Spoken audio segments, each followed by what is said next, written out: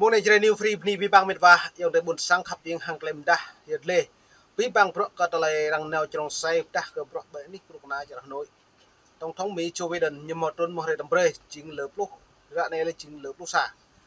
giờ đến lại tầm pre mày mồ mạ cắt lại phải hình cả bọc máu lạ đả bị ngạch ô nó rồi này mình đả rồi cả buồn sang là thâu giờ đã cất lại nhiều tuần có nhom tôi không mày rồi lại rồi tầm pre Musa nhầm đa thằng bọ hàng lấy cái cờ hàng lấy phía nằm núi lê trong hàng lấy càng đi phía cái buồn sang lấy xịn nẹt lấy phi bỏng dưới lấy này bây giờ ta tụi lấy chẳng mang tụi này tập này ta chẳng mang đấy vớt bình tụi sử dụng nặng vớt nặng buồn sang ta lấy bụi từ toa xem cật lấy này do tôi em mũi cho cái nguyên phú trọng nhiều một hấp nhiều loại về hàng lấy học mắc máy hàng lầm lỡ buộc trong rê để tập văn thuần tập bò được bắt lâu loại về như lại tạo một thằng này một niệm nắp ta hàng lại phi bỏng chấp lên trong đi tia nhiều là chả mì giữa đã bộ rim cứ tổng thống răng trôn sẽ là như hẹp xăm lấy ngạ là nhiều bụng ngạo giờ nó tôi bộ này là hiếm bạn đấy bộ là nhiều bộ ngạ bộ đài như sao hẹp hiếm bạn là chìm cái nhiều hàng nạ buồn sang nhố lên nhiều hàng chả mì đây bình luận là chôn là cái này có bộ tim cường là ta rồi đấy tổng thống ấy bà mẹ cường này vừa có bà mà nó chỉnh thua những cái nhậu mà ấy lệ mẹ tổng thống ấy lệ mẹ tổng thống ấy nó là dọn chạy chạy đập đỏ như lẽ giờ răng nào là lẽ răng bẹn bài nhiều tống bao nhiêu nhà là bố mưng đầm đồ đấy răng trồn nào răng bầy như tự do như là họ lại tại nghe họ lại tại thầm chưa đập đớt họ nhưng nhá lẽ răng lẽ cái nhiều lần nhiều bữa con sang nhiều ngẹm ác nhiều ngẹm tháo nhiều bậc cổ bữa nhiều ngẹm nó cứ bữa mất bình nó tháp bồ khổ như là ngẹm nó lặp bật sang rất là ngẹm cái bật sang tiền lệ nhiều ngẹm lên thở nhưng mà chẳng bật lúa đã cạn thì nó răng em bên chả mì nữa như thằng mẹ bật sang cứ bồ thì nó thô có đa 2 triệu đa 3 triệu nó nhiều cuộc bình đòn hấp đồ bồ thì nó 30 triệu đấy non bữa tôm bị tôm tạt bà được là nộp lòng nó bật sang sẽ chính cái ngày lên để nó ủng hộ người nghèo nó nghe bên cửa đông mẹ cho mẹ bông nó đạp nó mẹ nó bỏ đạp nó là chính bạc nó đang trôn nhiều lử bỏng nó đang muốn chặt mì đang bổ bì á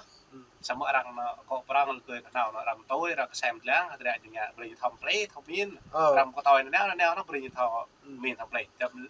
như một thòng play nhưng bà phải là ít lăng bệ mức bên cợt lại tổng thọ nó nguyên phú trọng với hẹp với thư là lại nhiều với hẹp là hiếm bầy lại hiếm bạn là chấp mà lật chặt ta tôi nhập hẹp lên trong nguyên ta là tổng thống Mỹ Joe Biden nhờ lại chôn lại nhập hẹp nhập hai đèn như ngược chiều biết tôi ta gặp mức cái loại buồn sang khắp những hàng lại đoạn này vì lợi ích của nhân dân hai nước và mong muốn tăng cường hợp tác vì hòa bình hợp tác và phát triển bền vững trong bối cảnh mới,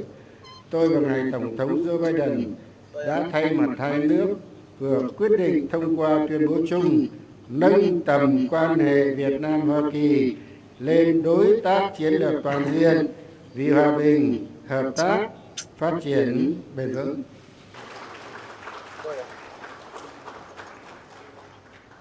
Dùm sẽ nên mày chứ cho nên là hợp tác nó bền vững giới cho kẻng sampi bang pro răng new ra cứ ta lấy pro hàng lấy kê cả hàng lấy thiền nằm núi lê hàng lấy nút nọ đập nàng cả buồn sáng buồn máu vậy giờ nó này ta xem lăng đứng hàng Joe Biden như nhập hẹp lê đồng vật vô hại như cái đạp của cụ nên hiếm bại nhớ thắc mắc bồ đại nhớ là chun của pro bởi quốc hội Việt Nam tùy mức cật lời này để xem lăng và hình buồn sang cả việc như vậy là nhiệm vụ của tôi và ngài John Biden nàng đây rồi nè Vietnam is a critical power in the world. Bellwether in this vital region. And I look forward to continuing this new chapter in the story of our nation. Health security and advanced treatments for cancer and HIV/AIDS. Enhance our security cooperation, including countering trafficking in persons. Giờ này bố lẽ nhiều càng hợp tác chiến lược phát triển là kinh tế đối hiếm bạ Joe Biden nên nhập hẹp Joe Biden nên nhập hẹp lại cái lẽ hiếm bạ càng mạ pro hàng đạp ngay cái lại thực hiện các bộ luật nhân quyền mà là quyền và tự do này quyền bình đẳng này, quyền tự quyết này, bây giờ sai nhân quyền lợi các bộ quyền bằng là quyền bình đẳng, quyền tự do, quyền tự quyết. Giữa nó quyền như máu quyền như giàu nuôi người dân bản địa như không nói chung rồi lên thực quyền kèng nuôi như giàu như người mất bất đồng chính kiến nhưng mà đã có dạng này lên thằng nhiều giáp tù nhân lương tâm nhân quyền chính xã xin nó là Joe Biden này rồi vậy có tại này về tầm mực biên thầu lại như ngước chiếu lại phải hẹp hắn tổng bí thư Nguyễn Phú Trọng lên tổng thống Joe Biden nhiều pha đèn đấy như bố một biết ột là hẹp này ít lắm bình chúng ta bình cái ăn nhiều Joe Biden nhóm ạc mà nhiều tạo chúng ta nhiều là lằng bình cộng sản lại bộ một lên mạng không nhớ mình vả nó coi em lạnh đẹp là như nào nó nhầm tệ ta nhiều lẽ này nhiều ngạ nó lẽ hợp tác như là lẽ nó bằng là rẻ nhập lời nhập gọi là nhiều ngạ chỉ ngạ làm con sao mà đang thao lâu xong rồi tôi nhiều hẹp với bồi đó rằng cái Joe Biden là đặc biệt nhiều nhân mạnh nhiều ấy đến vấn đề nhân quyền trong bài phát biểu của mình nhiều nhắc nhớ cái nhân quyền mà mày phải mượn pen đấng cái này rồi này Continue this new chapter in the story of our nation. Health security and advanced treatments for cancer and HIV/AIDS.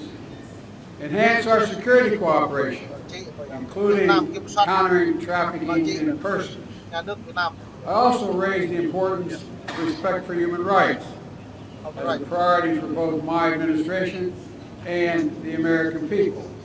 and will continue to our candid dialogue on that. Về vấn đề đó.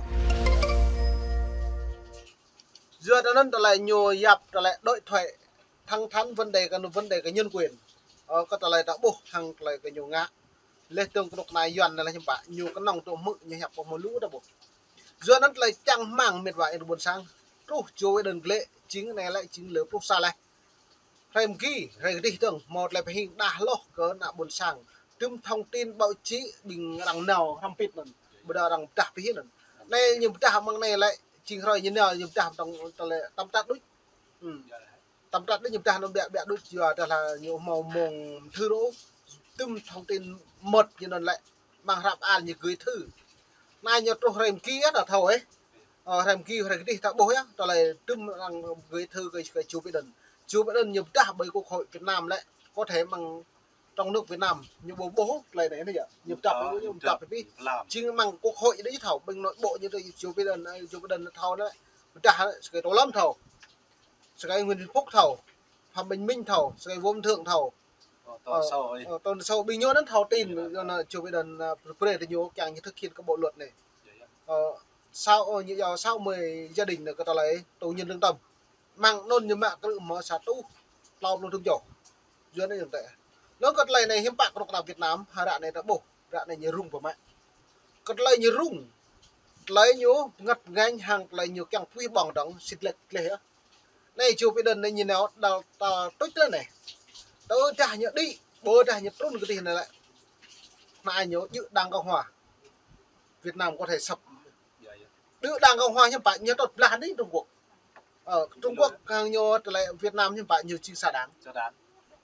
tôi đã này Việt Nam hàng cật lấy Trung Quốc lại nhiều hàng kẻ thù này ạ lê tướng nhiều chụp bằng cả Nga và Nga bị kẹt lại nhiều bằng cả Trung Quốc có nhiều hàng kẻ thù buộc nhiều phái bám theo Mỹ nhiều hội này bộ đảng trôn là bao nhiêu lần nhưng nghe qua em hay nghe qua nghe chẳng cả đảng nhiều nhiều bèn nhiều đó đấy nó qua hội bà làm hay là giờ này bà làm hay mọi người nghe qua lẽ nó mua đảng nào này ăn với một lần chùa đó đấy đảng nó lại đa là nó nghe nó nước bồn sàng nó hưởng rằng giờ sao cho ai qua nó không phải đen nữa rằng tiêm cư lại rằng nẻo rằng lại cư bọn này cư bọn đi rằng tiêm cư lại rằng nẻo lại đa lại hưởng như nó lại tiệt lại lừ như nó rồi á chấm rằng nó tỏi làng cái xem làng rằng một lại khắp lại bạp rằng lo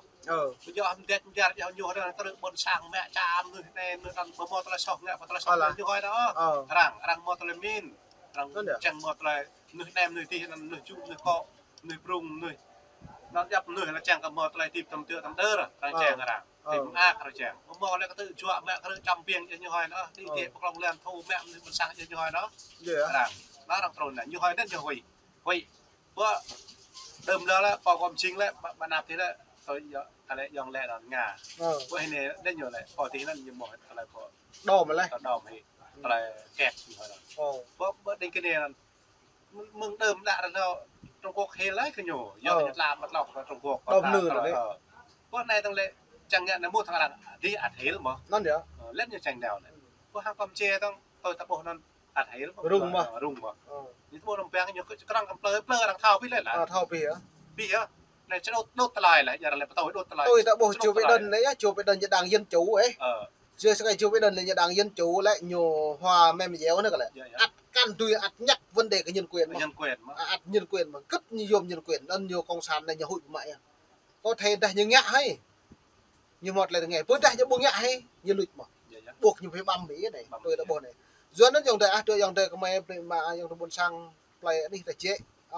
mày cầm chừng mông hàng lại rồi về cho nên new free thứ các bạn buôn sang tôi thì bố lại còn mềm chặt lệ hai này lại chính Joe Biden nhầm mọi nhiều cũng nhắc nhớ câu vấn đề nhân quyền bởi đi lần trả đó Việt Nam bởi quốc hội Việt Nam bởi Hà Nội có lấy cái này mang này lại nhiều hẹp lại chôn bẹ đút vừa ta đang quay bẹ đút lên trong mang hàm a là có thể nhiều rơi nộp bình quốc hội lại chính phủ Việt Nam lên trong bộ đảng nhiều là thực hiện các bộ luật này là xem lăng lại tích một năm biết vào mua này đi vi phạm buôn sang khắp